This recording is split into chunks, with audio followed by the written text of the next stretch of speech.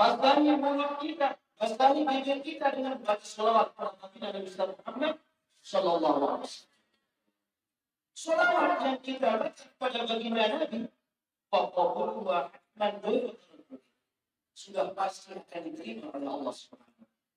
Hadir adik-adik sekalian, anak-anak sekalian ataupun tidak, ikhlas anak-anak sekalian ataupun tidak, serius pada salawat maupun berjorak-jorak, salawat itu tetap diterima oleh Allah Subhanahu.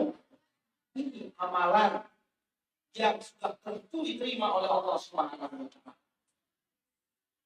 Berbeda dengan amalan yang kita lakukan setiap hari. Puasa yang kita lakukan, sholat 5 waktu yang kita lakukan, itu ada 2 kemungkinannya. Saat pertama yang diterima, saat kedua yang ditolak. Kalau kita melakukan sebuah amal ibadah dengan didasari dengan ilmu, kita lakukan dengan ikhlas, harapkan ridho Allah Subhanahu wa taala, maka kemungkinan besar amal ibadah yang kita lakukan diterima oleh Allah Subhanahu.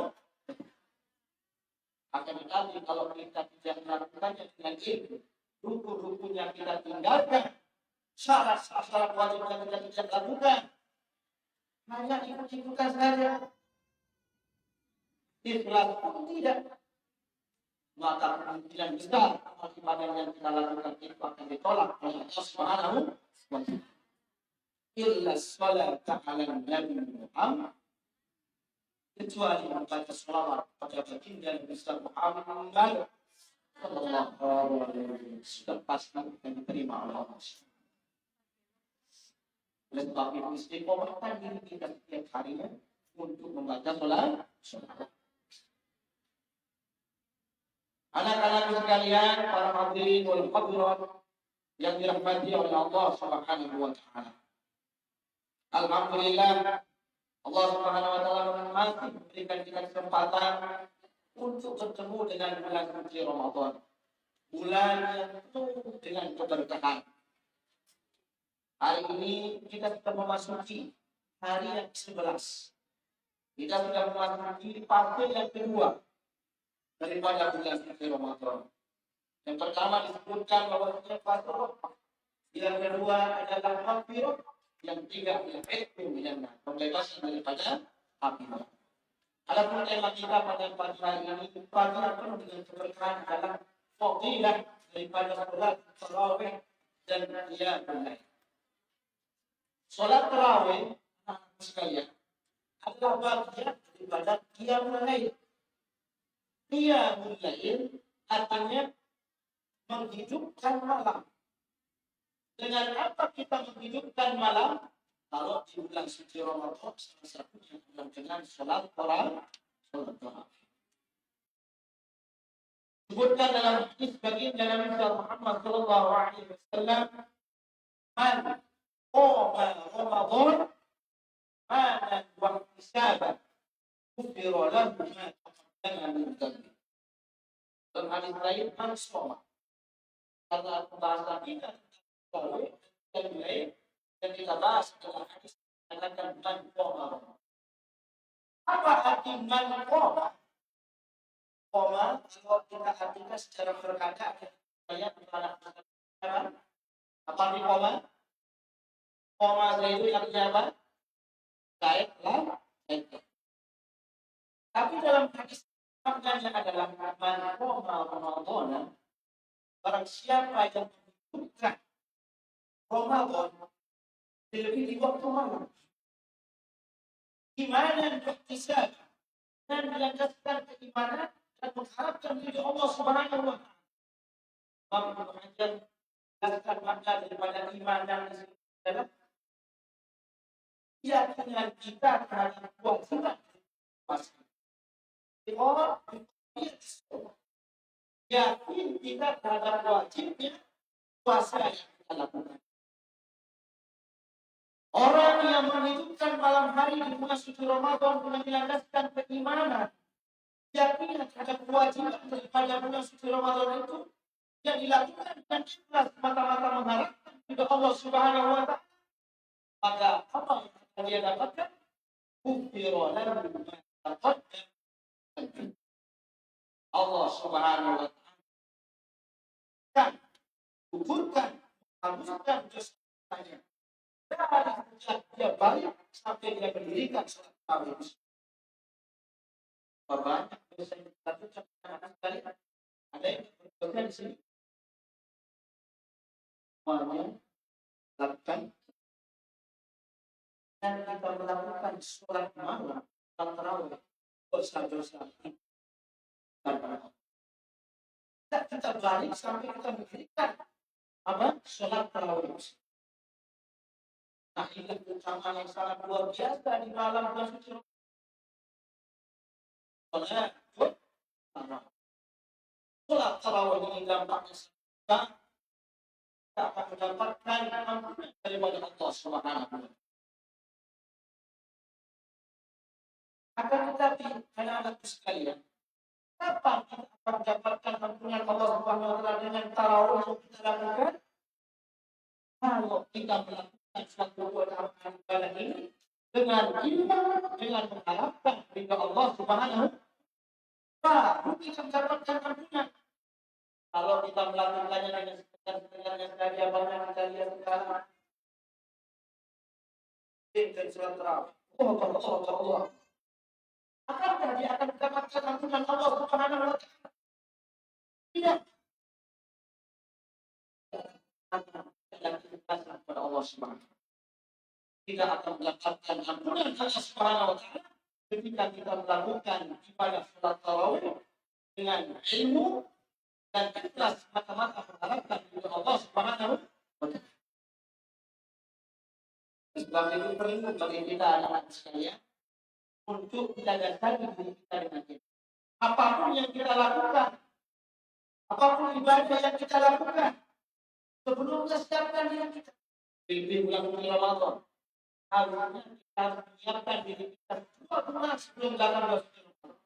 Siapkan ilmunya, siapkan kesehatan kita, siapkan segala-galanya. Makanya guru kita, Tuan Guru Baja, menganjurkan kita sebelum datang bulan suci Ramadan ada waktu menyiapkan diri kita dengan ilmu tentang puasa di bulan suci Ramadan. Kenapa kita perlu dasari diri kita dengan ilmu? Kata dalam suratnya, wa kullu man bi ghairi ilmin ya'malu falahu fadlan billah. Setiap orang yang melakukan sebuah amal ibadah yang tidak didasari dengan ilmu, maka amalnya itu telah tidak diterima oleh Allah Subhanahu. Maka harus didasari dengan ilmu dan ibadah yang kita lakukan diterima di sisi Allah Subhanahu. Dasari banyak-banyak membaca tentang fiqh yang membahas tentang puasa. Lebih melakukan tarawih, kita akan mendapatkan bagian sesuai yang disebutkan oleh baginda dalam Islam Muhammad SAW ampunan kalau kita lakukan satu tarawih dengan ilmu dan ikhlas mengharapkan dari Allah Subhanahu. Yang perlu saya sampaikan juga kita sholat tarawih anak-anak sekalian, bagaimana sifat sholat tarawih Nabi dan bilangan-bilangan sholat tarawih yang Nabi Muhammad SAW dengan rakaat pertama dari bagus tambah witir 3 rakaat jadi pertama. Tapi perlu saya sampaikan rakaat tersebut digunakan baik di Indonesia maupun di negara yang lain. Yang pertama, bilangan rakaat yang dilakukan oleh baginda Nabi Muhammad SAW tidak terbatas. Di hadis riwayat Muslim dari Abdullah bin Umar, bilangan sholat tarawih itu tidak terbatas. Sholatul lail tapi cara mengerjakannya 2 rakaat. Mau kita kerjakan sholat tarawih dari selesai sholat Isya sampai sebelum sholat fajar. Boleh. Karena itu termasuk dia mulai bukan malam dengan beribadah. Yang pertama, jumlah bilangan rakaatnya tidak berubah. Jamaah ya. banyak rakaatnya. Bukan 20, bukan 36, bukan 8, bukan ratusan. Tapi nggak pernah seperti itu. Karena terlalu banyak. 20 rakaat saja sudah.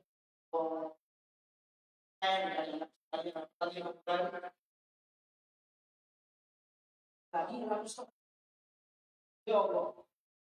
Tapi Allah mereka diberikan Allah Subhanahu wa taala. Diberikan kemampuan oleh Allah Subhanahu wa taala untuk melakukan. Dan rakaatnya. Yang kedua, bilangan rakaat yang dilakukan oleh baginda Nabi Muhammad sallallahu alaihi wasallam adalah 8 rakaat tambah dengan witir. Yang kedua, 8 rakaat tambah 3 witir. Beda cara mengerjakannya.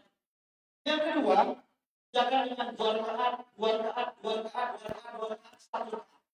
10 tarawih, 1 kali witir. Riwayat selanjutnya dari Sayyidah Aisyah, 4 rakaat, 4 rakaat, kemudian tambah 3 rakaat.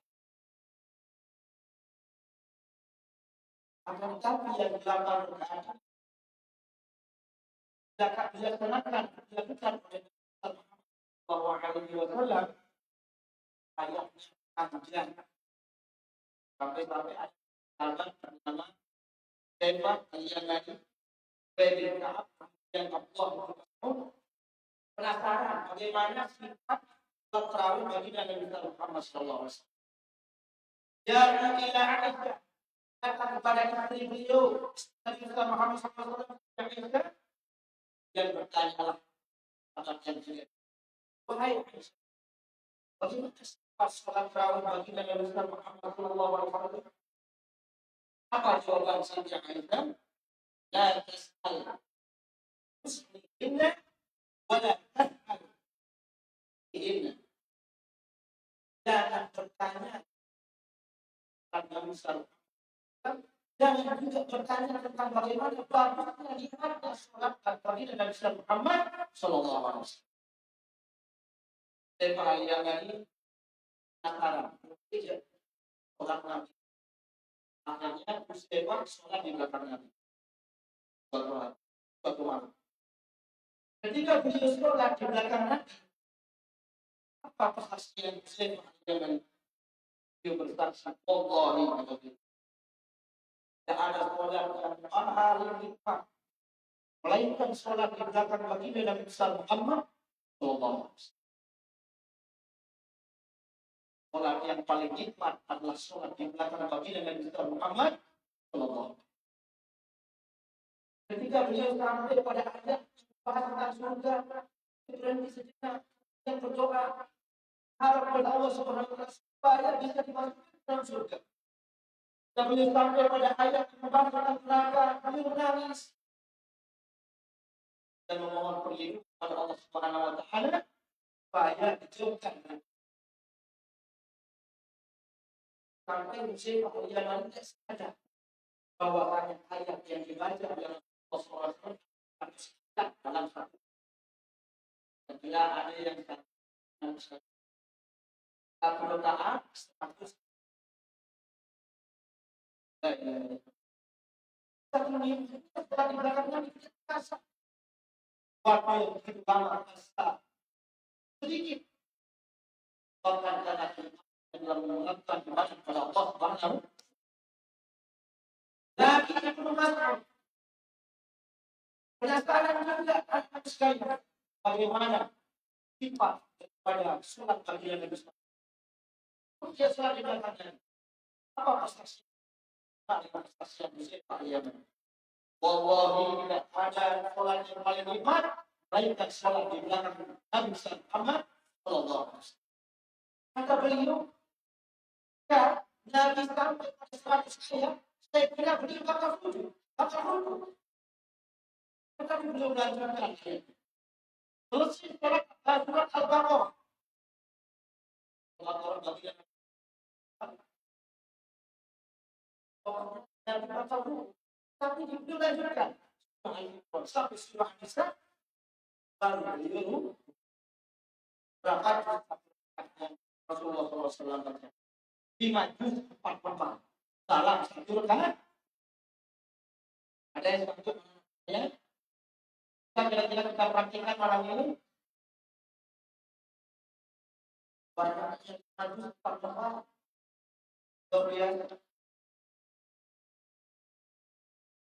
Lalu bagaimana bacaan Nabi Muhammad sallallahu alaihi wasallam?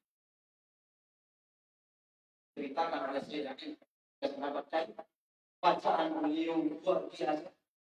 Ruhnya menjadi tenang, jiwanya menjadi hidup dengan bacaan baginda Nabi Muhammad sallallahu alaihi wasallam. Namun bacaan itu mungkin kadang menjadi merengah. Lalu suara Nabi Muhammad SAW sudah bagus, kemudian lembut dan luar biasa, menusuk ke dalam jiwa kita, menusuk ke dalam ruh kita. Itulah asal daripada kata tarawih. Ruh, rawaha yurawihu tarwihatan, fa'ala yufa'ilu taf'ilan. Itu timbangannya.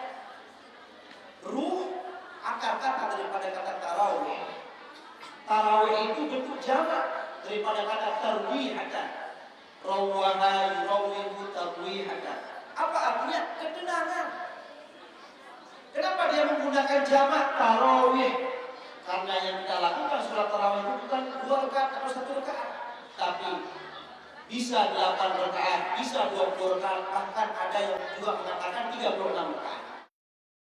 Dan kebiasaan kita di Indonesia, kebanyakan mayoritas orang melakukan sholat tarawih 20 rakaat ditambah 3 rakaat sholat tarawih.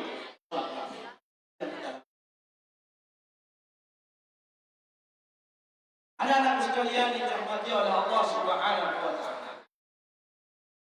Salat tarawih baginda Nabi Muhammad sallallahu alaihi wasallam sangat luar biasa.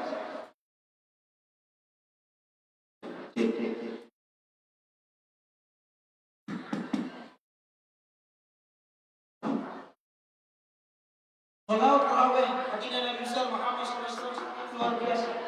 Tidak bisa mungkin kita ikuti. Karena begitu lamanya, begitu panjangnya surat ayat yang beliau baca.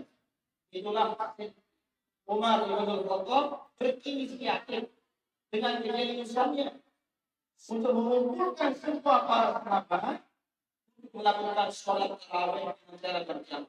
Karena peninggalan Nabi Muhammad SAW banyak yang melakukannya berpecah-pecah. Ada yang pojok sana, pojok sini, berpecah-pecah. Beliau juga melihat kualitas semakin menurun. Banyak yang tidak mampu untuk melakukan apa yang dilakukan oleh Nabi Muhammad sallallahu alaihi wasallam. Banyak yang tidak tahan untuk berdiri. Kualitas umat semakin kecil, semakin berkurang. Yang Sayyidina Umar melihat para sahabat sholat di mana-mana bekerja, akhirnya beliau mengajak semua untuk kumpul di satu tempat untuk melakukan sholat tarawih 20 rakaat tanpa zikir 3 rakaat. Dikumpulkan. Dan apa yang dilakukan oleh Sayyidina Umar ini termasuk ijma' subuti, ijma' fiqhi, ijma' qawli. Sebagaimana yang dikatakan oleh Syekh Hasan itu yang baru kemarin meninggal dunia.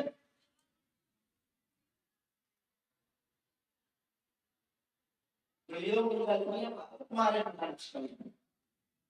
Dan kitabnya alhamdulillah bisa saya pelajari, kitabnya yang bernama Al-Wajid fi Ushulil Fiqh.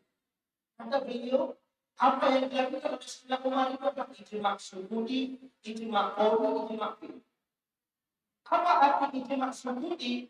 Yang kita Umar melakukan apa yang beliau ajar kepada para sahabat pada saat itu. Semua sahabat dia.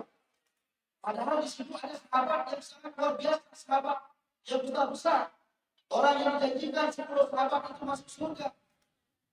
Ada juga Abdullah, Abdullah. Tapi mereka diam dengan apa yang dilakukan oleh Sayyidina Umar bin Khattab. Sholat tarawih 20 rakaat tanpa 3 rakaat. Itu namanya ijma' subuti. Sepakat para sahabat semuanya. Tidak ada yang ijma' qawli. Sayyidina Umar menyampaikan. Ketika beliau menyampaikan tidak ada yang membantah. Ijma' qawli Sayyidina Umar langsung memimpin para sahabat melakukan sholat tarawih 20 rakaat dan ditambah dengan 3 witir. banyak yang mengatakan bid'ah kalau diurutkan bedanya. Kalau siapa yang sudah melamarkan itu bid'ah, tidak boleh berlalang. Memang kata Sayyidina Umar, nikmatul bid'ah. Nikmatnya bid'ah surat terawih. Karena tidak semua surat terawih harusnya semua bid'ah itu berlalang. Ada masuk surat terawih, surat terawih termasuk bid'ah yang sangat luar biasa. Banyak yang menentang. Lalu mana yang benar anak-anak sekalian? 8 rakaat, 20 rakaat, 30 rakaat, semuanya benar. Semuanya ada dasarnya. Yang salah itu yang saling menyalahkan, yang saling membedakan, yang saling menyesatkan. Itu yang salah. Kalau ada yang seperti itu, kita bantah. Jangan kita biarkan. Ingat, semuanya benar. Yang salah itu yang saling menyalah, yang saling menyalahkan. Yang mau 8 rakaat, yang 20 rakaat, kali kebiasaan kita yang berpuasa, ini yang sebenarnya sholat tarawih 20 rakaat ditambah dengan 3 rakaat sholat. Nah, anak-anak sekalian yang dirahmati oleh Allah Subhanahu itu bilangan sifat daripada sholat tarawih daripada Nabi Muhammad SAW. Sehingga kalau kita menginginkan mengharapkan ampunan Allah Subhanahu wa taala sesuai yang dijelaskan dalam hadis yang disampaikan oleh lisan baginda Nabi Muhammad SAW, yaitu akan diampunkan dosa-dosanya dari sejak dia balik sampai dia mendirikan sholat tarawih itu, maka lakukanlah dengan ilmu. Kedua, ikhlas mata-mata mengharapkan ridha Allah Subhanahu wa taala. Apa niat sholat tarawih? Apa anak-anak sekalian? Ayo kita baca bareng-bareng. 1, 2, 3. Mana? Sorry.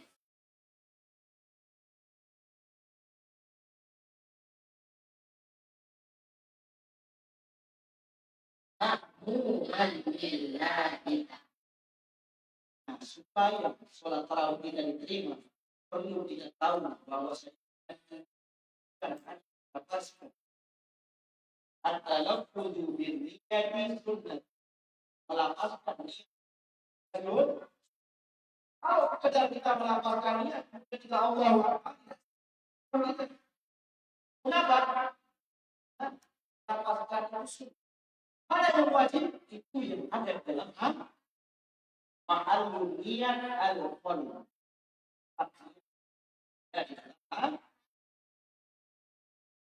Dan ketika kita takbir harus beriringan dengan ini. Kalau harus ada yang bacaan makna lillahi.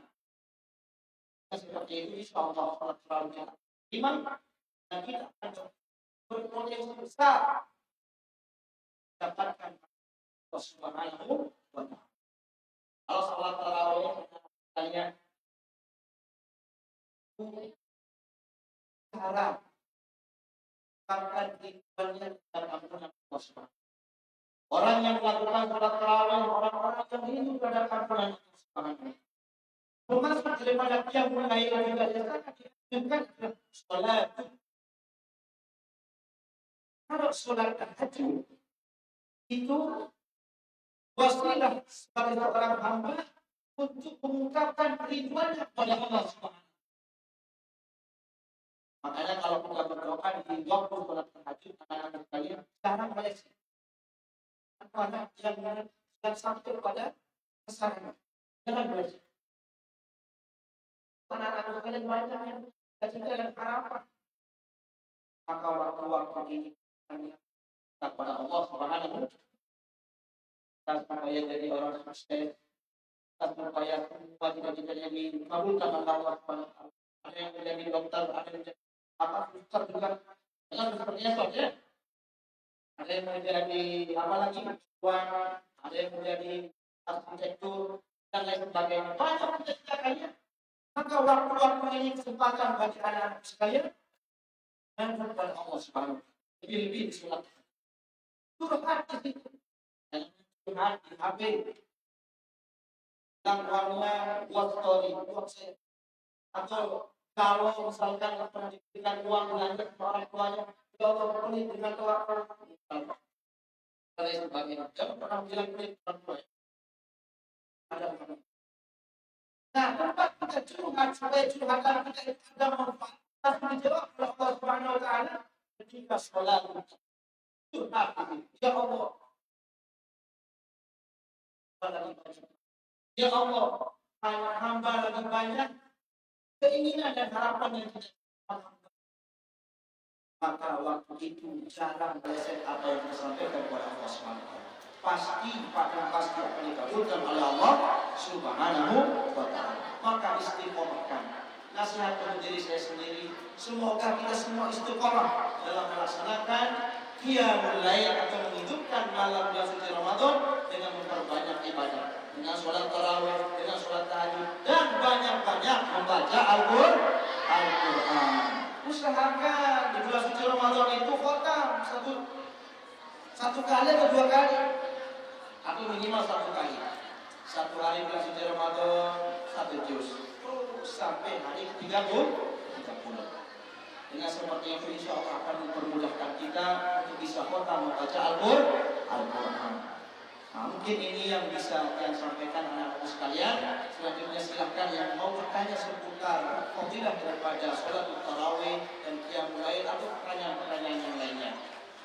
Wallahu taufiq wal hidayah sabil rasyad. Wassalamualaikum warahmatullahi wabarakatuh. Sekian ya ini.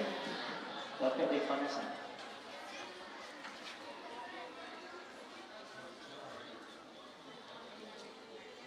Mungkin ada yang bertanya. Lepas.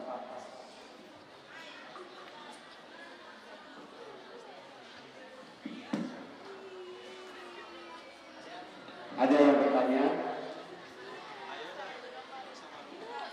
Ya.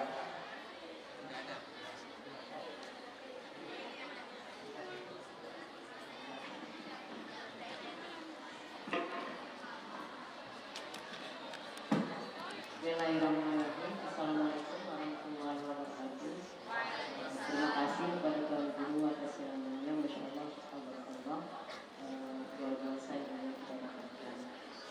Yang mau bertanya, di sini kan bilang terawih itu tidak terhingga, ya, bisa sampai Fitr. Mohon maaf, kita terbiasa di sini 20 atau 8, biasanya 20 rakaat tambah 3. Nah itu misalnya selesai jam 9, seandainya kita bangun untuk sholat tahajud, itu boleh gak ditambah sholat tarawihnya?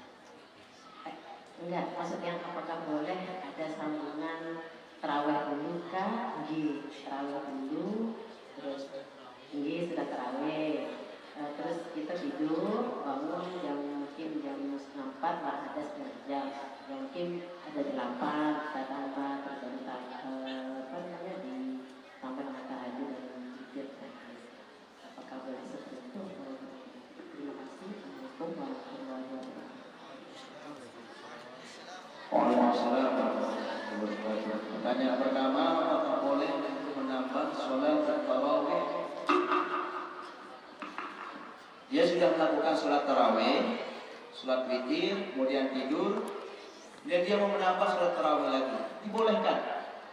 Karena dalilnya yang pertama tadi tidak terbatas jumlah bilangan sholat tarawih. Tapi karena dia sudah sholat witir, dan sholat witir itu memang penutup daripada sholat malam.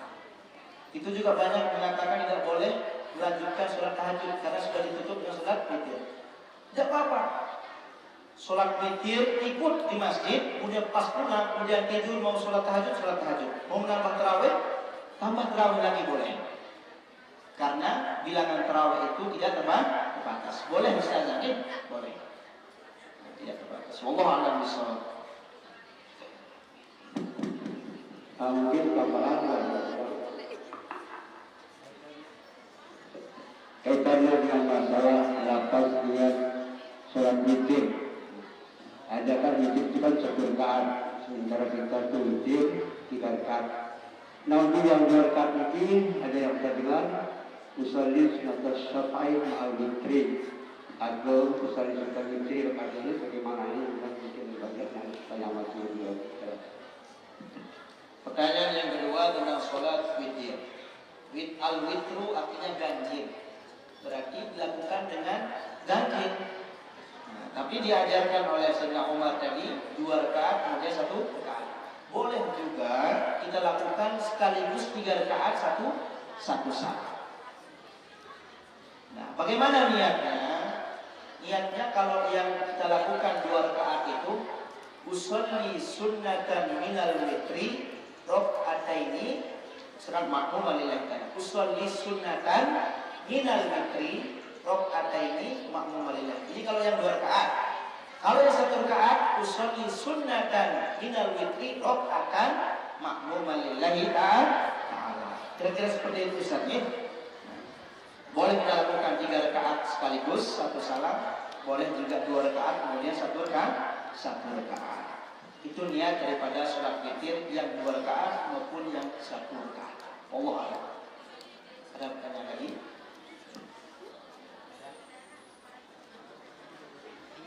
Ada minalnya kan? Sunatan minal witir.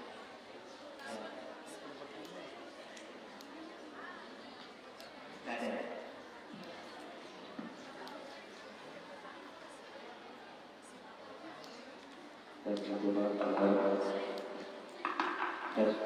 Kita tutup dengan doa misalkan silakan melaksanakan amal kita. Bismillahirrahmanirrahim.